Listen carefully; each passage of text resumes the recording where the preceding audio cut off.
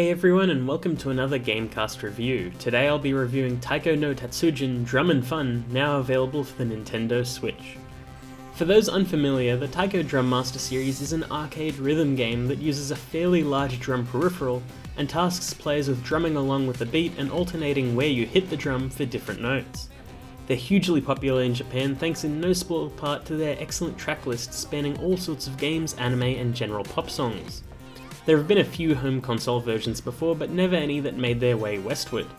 The Switch version is especially interesting, as not only did it get a physical release, but it also has a drum peripheral and supports motion controls for the Joy-Cons to imitate the arcade controller.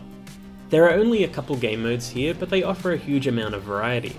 There's the basic song mode that tasks you with playing along with the beat with 1 to 4 friends as you compete for the highest score. Each song has multiple difficulty levels, and the highest skill level songs are a league all their own. You can add extra twists to this mode depending on your chosen character.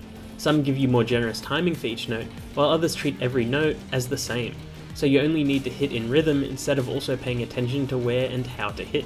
There are even a few Nintendo characters, which is also nice. The track selection is a great mix of iconic anime songs like Cha La Head Chala with more modern songs like the theme song to Your Name. Being a Switch title, there are even a few Nintendo songs like Jump Up Superstar and a Kirby Adventure medley. You can expand the list even further with themed DLC packs, and I immediately bought the Studio Ghibli pack because that seemed like it needed to happen. The other game mode is Party Mode, which supports up to 4 players, and presents each player with Rhythm Heaven-esque minigames where you need to perform wacky tasks to specific beats. It's a cool side activity as there are quite a few minigames on offer. They're varied between free-for-alls, co-op challenges, or team versus battles. It's a little like Mario Party in this regard, and I quite enjoyed it, especially the noodle sloping minigame as it was deceptively tricky to handle. Continued play nets you extra characters, minigames, and songs.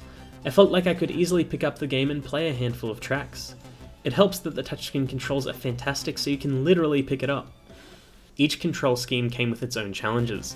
Like I mentioned, touch controls are great, however the drum button takes up a large portion of the screen, and I found it a little jarring at first. Traditional button controls are flawless, but they aren't all that interesting.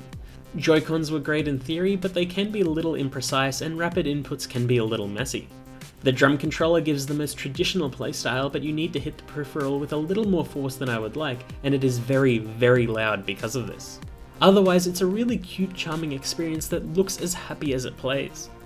While I didn't recognise about half of the songs on offer, I was happy to play through them as it helps me get into new bands or franchises. It's a great party game and a fun little distraction in short bursts. The Switch is the perfect console for this type of game, and it's just a simple joy. Because of that, I'd probably say that if you like rhythm games and have a Switch, Taiko no Tatsujin Drum and Fun is a must-buy for the console. Even more so if you can get the drum controller and don't need to worry about making a lot of noise. I hope you enjoyed that video, and please don't forget to like and subscribe. You can also find me over at Arisen Culture, where I review all sorts of mainstream and obscure titles, as well as play around with arts and crafts. Until next time, bye!